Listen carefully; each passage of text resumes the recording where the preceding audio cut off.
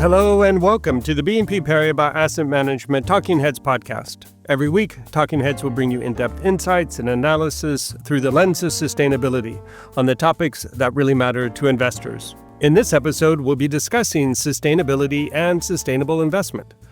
I'm Daniel Morris, Chief Market Strategist, and I'm joined today by Alex Bernhardt, Global Head of Sustainability Research. Welcome, Alex, and thanks for joining me. Thank you, Daniel. It's a pleasure to be here. Alex, I think this is one of those times when you hear the phrase repeated a bit too often, may you live in interesting times. Clearly we do. Safe to say everyone's expectations about most anything have been exceeded over the last several months. And certainly that's touched on things around sustainability, which is your remit. As we're aware, a lot going on in the world, many policy changes certainly impacting sustainability and sustainable investment. How do you assess the overall effect of all these developments? Well, there's definitely been a lot of excitement or things to react to over the last 6+ months in the regulatory sphere from a sustainability perspective. Certainly not all of it is positive to, environmental or social outcomes. Some of the things that I would cite that probably come top of mind for most in the sustainability field include the efforts by the EPA, or the U.S. Environmental Protection Agency, has made some deregulatory efforts around carbon emissions, or to make carbon emissions no longer considered pollutant, which would undermine a lot of regulatory efforts that have been in place over the last several decades to try and address carbon emissions in the U.S. That deregulatory effort is still ongoing, but definitely is in the wrong direction for climate action. The One Big Beautiful Bill, of course, also had some implications for the Inflation Reduction Act in the U.S., denuding some of the clean energy policies that were viewed as fairly beneficial to the trajectory of clean energy development in the U.S. And then in Europe, too, there's been an effort towards deregulation. The EU omnibus proposals, which are being evaluated actively right now, are looking to streamline the SFDR and CSRD and all the other sustainability-related regulations in Europe in an effort to make them more efficient. But there are concerns about the sustainability-related implications of some of that deregulation in Europe. So overall, there's definitely a lot of pressure against sustainability-related action happening in developed markets right now. You've talked a lot about changes taking place on the regulatory front, legislation that's been passed, notably in the U.S. As far as markets and investors are concerned, probably what's been top of mind has been tariffs over the last several months. Certainly heightened concerns after Liberation Day that this was going to have a very negative impact on GDP growth globally. If we think, though, about the implications for sustainability, how do you assess it? I think it's fairly similar on the sustainability side as it is on the economic side with tariffs. There's a lot of impacts in different directions. And so if you look at it from a sustainability perspective, tariffs are not all negative. They have the potential to produce a lot of positive environmental and social outcomes. For instance, tariffs could result in lower carbon emissions from shipping and possibly even lower consumption if people decide to buy less, which tends to have a beneficial impact on carbon as well. It could result in revitalization of local economies and domestic job creation as manufacturing capabilities that have been offshored for some decades are reshored. It could potentially also produce circular economy benefits and cause people to try to recycle or reuse materials more and reduce waste. Tariffs could also have the impact of increasing domestic investment by governments. And all of those things are potentially beneficial to sustainability, but each one of those coins has a flip side. Reshoring can also result in higher emissions from disrupted supply chains. Not all domestic manufacturing is as efficient as the stuff that exists offshore, for instance. There's also the potential for tariffs to increase inequality and unemployment by switching jobs to different jurisdictions.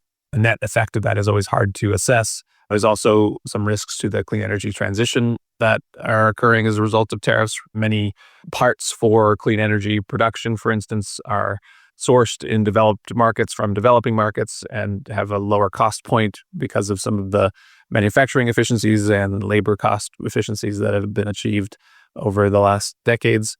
And if those goods become more expensive, and harder to obtain as a result of these tariffs, that could definitely be detrimental to clean energy buildouts.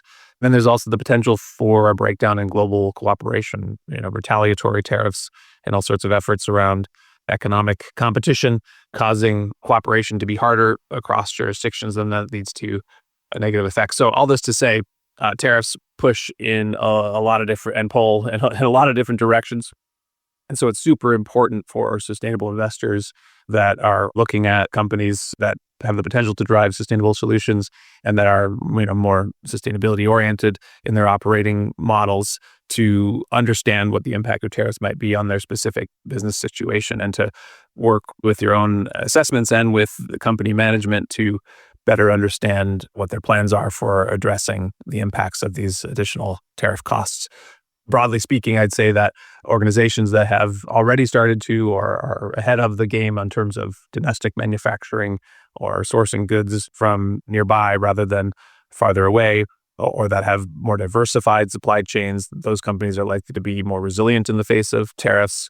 And then, companies also that have thought about and pre-planned some of their clean energy developments, which obviously have positive ROIs or returns on investment on the financial side, often not just on the environmental side, they'll be in better position at this point, having already built those out or having already planned to build those out. That's just a couple of examples of how tariff analysis maybe should be considered in sustainability assessments.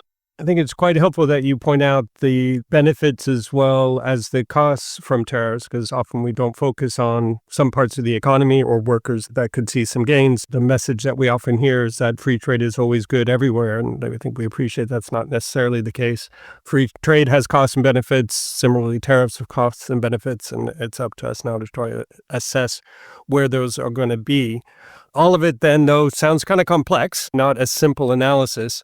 When you think about the future, what are some of the positive implications you have in mind? We've seen a market correction to the upside in the prices of many solar companies over the last several weeks as a result of or in response to the U.S. Treasury Department's clarification of One Big Beautiful Bill guidance on the Inflation Reduction Act. I think the market reacted to that clarification from Treasury positively because it was less negative than assumed.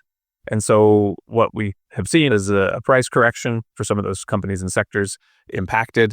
And I think some of the policy overhang, uncertainty around the policy direction is being lifted, and that lessening of uncertainty is proving to be beneficial for stock prices. So even in the midst of some of this turmoil, there are points of clarification for investment that could be positive. Some opportunities for markets to invest in climate solutions, even though there's a lot of policy uncertainty. Alex, if I could summarize some of the key points that you shared with us, you acknowledge that it has been a challenging period recently with some changes in legislation, regulations that have made it a bit more difficult for investors interested in sustainability and sustainable investment. That said, if we think about particularly the impact of tariffs, you highlighted that there are going to be some potentially positive impacts. For example, you could see an improvement in terms of carbon emissions if you have more onshoring, less shipping, and so on. When you discussed the outlook, you also highlighted that with the big swings in sentiment we've had over the last several months, that you're starting to see a rebound in some of the stock prices for certain environmental stocks as investors reassess the outlook with the idea that maybe it's not quite as negative as they had assumed. Well, Alex, thank you very much for joining me. Thank you so much, Daniel. It's been a pleasure. That's it for this week's episode of Talking Heads. If you would like more information about sustainability and sustainable investment, please reach out to your BNP Paribas Asset Management contact or check out Viewpoint, our website for investment insights at viewpoint.bnpparibas.com. We recommend subscribing to Talking Heads on your favorite podcast channel, such as YouTube or Spotify. You'll receive your podcast episodes every week. If you like Talking Heads, leave us a positive review and a nice rating.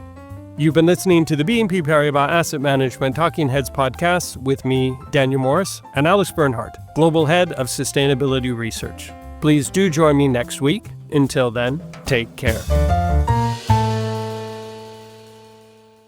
This presentation includes a discussion on current market events and is not intended as investment advice or an offer of products or services by BNP Paribas Asset Management. Please keep in mind that the information and analysis in this presentation is only current as of the publication date.